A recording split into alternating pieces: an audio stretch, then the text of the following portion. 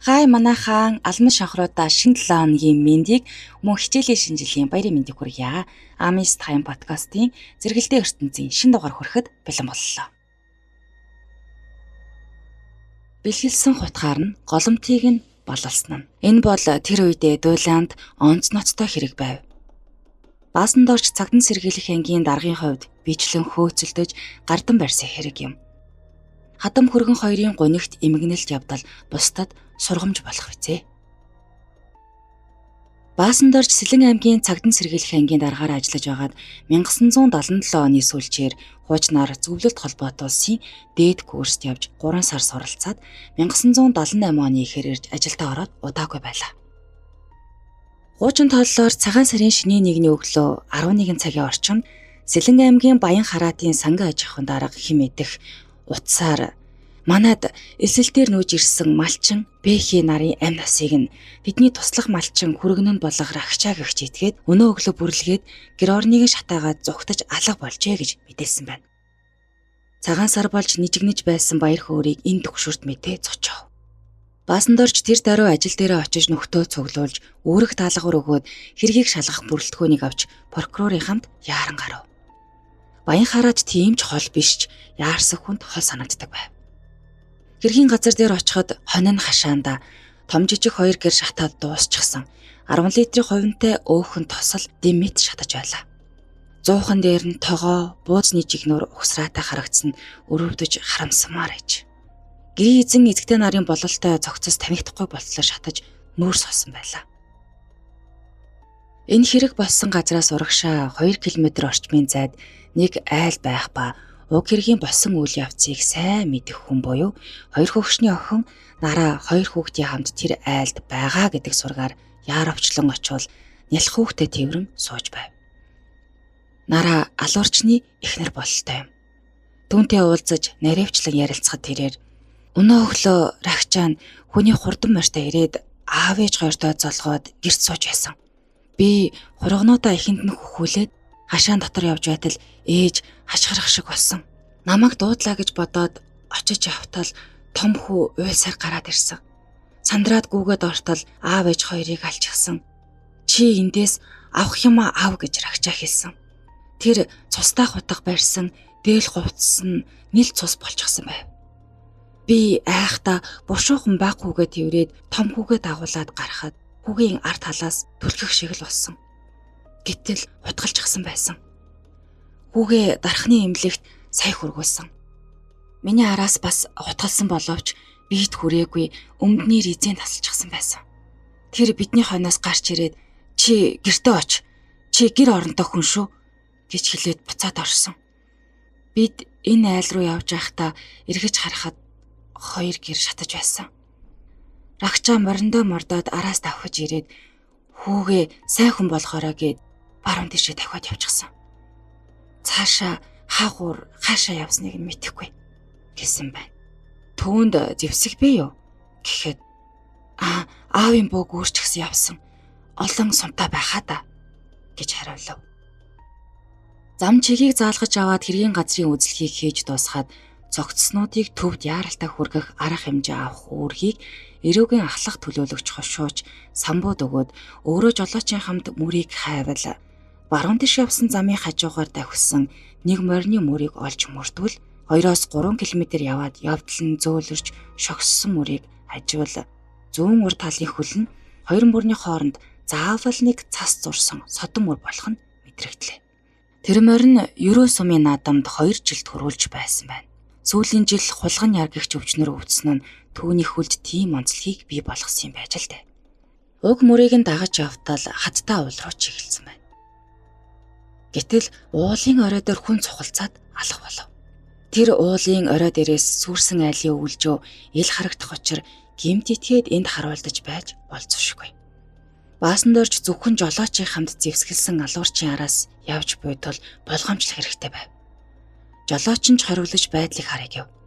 Гэхдээ цаг алдаж болохгүй тул хуйуул 2 талаас нь өгсөв. Өнөөхөн өнөлцөж хараад далд орчих. Буудах юм уу эсэргүүцэл үзүүлэхгүй болохоор нь отож байж магадгүй гэж дотроо бодцгоо.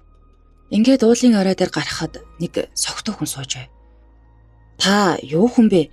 Гэтэл миний морийг рагчаа аваад явчихсан. Хулгайчийг хөөж барина л гэднийг яриад байсан гэсэн байна. Алуурч эндээс хөдөлгөөн морьтой болоод цаашаа явсан байна. Эргэлзэн шалгавал алуурч орогдол энд мориноосоо бууж цасаар гарынхаа цусыг угаасан цустай цас байлаа. Тэндээс уулын өвөр рүү чулуун нурааж буусан байх ба цастай газар хоёр морины мөр тодорхой болж цааш дагах гэтэл харанхуй болж мөрдөх боломжгүй болсон ба хүйтний голыг чиглэж байв. Баасан дорж өнөөх согтуу хүнээ авч буцаж хошууч самбуутаа уулзаад уг гимт итгээд хүйтний голд айлуудаар хоноглож дахин гимт хэрэг үйлдэж болцсошгүй тул нутгийн ардуудаас хэд хэдэн морьтой хүнд ажиллан авч тэр орчмын бүх айлуудыг самнаж шалгахад байхгүй байлаа. Хөдөлгөөн морьтой нэг ч айлаар орсонгүй бодоход холхон шуурхаа явсан бололтой. Удалгүй өөр цайж өглөө боллоо. Хүйтний голын хойд хөндийгөр мөр огтлбол урагшаа шуудхан явсан мөр нь олдлоо. Уг мөрийг мөрдсөөр нэг тариа баригадын төв дээр ирж тентгийн айлуудаас сурахад хүрэн дээлтэй, хар малгайтай, хүрэн морьтой, бараа морь хөдөлсөн холоос явсан бололтой хүн өчигдөр орой дархны чигт шууд явж өнгөрсөн. Айлд орж хүнтэй уулзахгүйг бодоход өдөртөө багтаж золголт хийх хүн байхаа гэж бодсон гэдгээ хэлв. Ингээд хошууч самбууг Дархан хотын аюулаас хамгаалах хэлтээс цагтан сэргийлэх ангитай холбоо барьж хотоор эрен сурвалжлах ажил зохиолгохоор явуулаад баасан дорж уг мөрөөр мөшгөв. Алуурч орогдол бурхантийн хөндийг уруудаж явсаар зөвлөлтийн цэргийн ангийн зүүн талаар тойрч урагш чиглэн явсан мөр нь алдагдав. Ингээд зөвлөлтийн цэргийн ангийн дарга нартай уулзаж харуулт гарсан цэргүүдээс сурвалжлахад нэг цэрэг өчигдөр орой нар жаргаж байхад хүрэн морьтой, хүрэн дээлтэй, хар малгайтай хүн харуулын байрны зүүн талаар урагшаа өнгөрсөн гэдгийг хэлв. Ингээд дархан ирэхэд салхитын төмөр замын буудал зогсоолуудыг хяналтанд авч хотын захын айлуудаар эрен сурвалжлаад ямар нэг сураг ажиг гаргаж чадалгүй хонгор сумын төв дээр шүн дунд ирж 2 цаг амраад өглөө эртлэн босч хустын давааны ар өврөөр мөр огтлоход хараа голын чиглэлээс хөдөлгөөн морьтой хүний мөр гарч ирсэн ба нэг нь мөрдөж яваа морины мөр мөн болохыг танив. Засмал зам хөндлөн гараад Баянголын хөндийг хөндлөн гарах чигтээ явсан тул мөрөөр нь мөшгсөөр яваад баруун хараагийн баруухан тал засмал зам руу оруулаад мөрийг нь орхиж шууд баруун хороо орж ирээд сурвалжлахад сураг ажиггүй байв. Хараа голын гүүрний хойд аман дээр байсан нэг айл бууж асуухад хүрэн морьтой, хүрэн дээлтэй, хар малгайтай хүн өнөөдөр манад ирсэн. Хоол идэж цай угаад 30-аад минутын өмнө зүүн тийшээ явсан гэлээ. Түүний мөрөөр гаравал уг морины мөр жаахан яваад төмөр замын үер усны хамгаалтын жижиг гүүрэн доогоор урагшаа гарахад шууд урагшаа явах эсвэл бургас руу орох аль нь болохыг тогтоохоор мөрдөхөд төмөр замын далан дагаж 1 км хэртэй яваад дахин нэг жижиг гүүрэн доогоор замын хойд талд гараад зүүн хараа чиглэл явсан байв. Энэ үед нар жаргах гэж байсан тул уг мөрийг орхиж шууд шархадны мал баригад руу явж захын айлаас сурахад саяхан манай хойгоор өнгөрөөд дээд айлууд руу очлоо гэдгийг хэлв.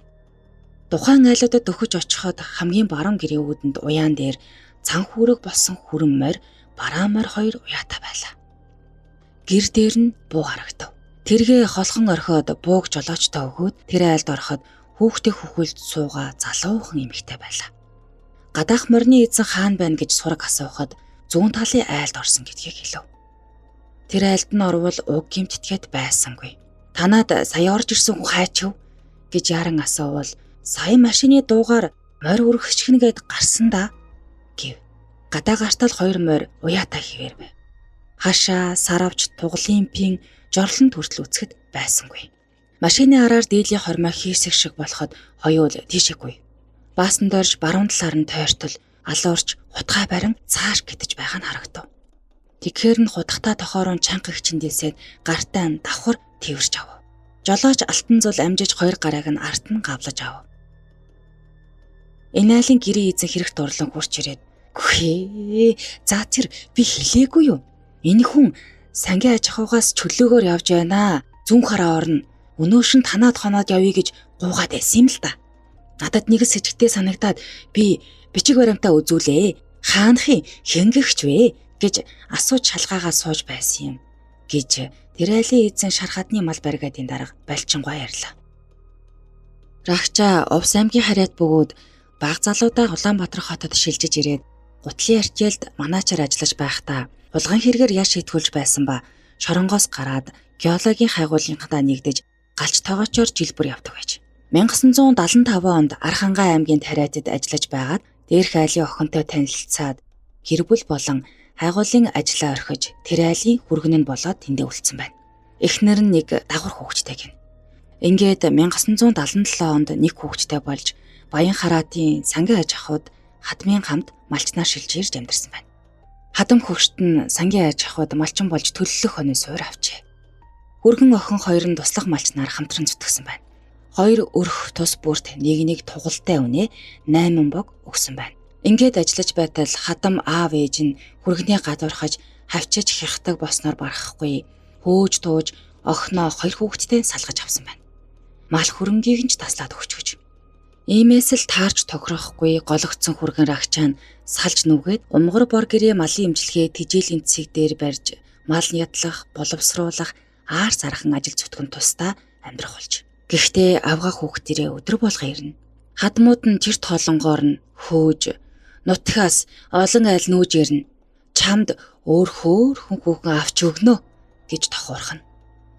Өөрийн хүүхдээ аваад хол явъя гэхээр тэр чиний хүүхд биш ээ гэж даапаална. Тэгвэл үнээгээ авъя.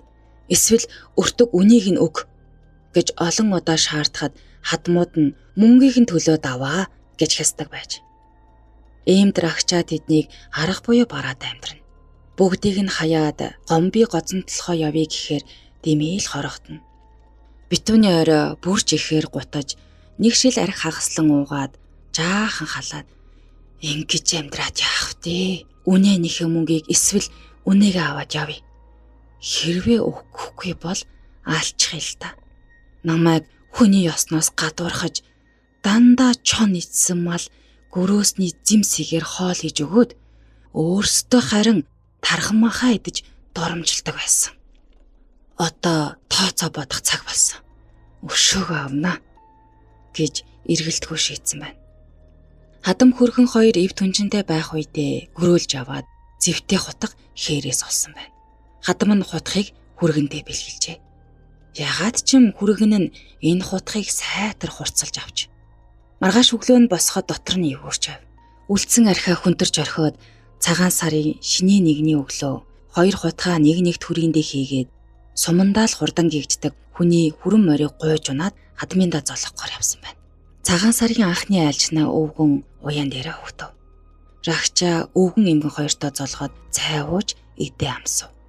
Хевсэн дээр тоглож байсан хүүхдээ авч үнсээд орон дээр нь буцаа тавингуудаа би үнэгээ авмаар байна гэж хэлжээ.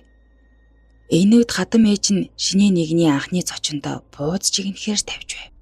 Хадам ээж хүргэний үгийг сонсоод чамд үнэ өгөхгүй, охинооч чамтай суулгахгүй гэж билэггүй үг хариуд нээсэн байна. Ингээд рагчаа уурсан босч эхлээд хадам эцгээ нэг удаа хутгалахад хөдөр том биетэй өвг нь ноцолдож хутгийг нь алдуулжээ. Улаарсан алуурч хоёр дахь хутгаа сугалж урдаас нь бүлж унахав.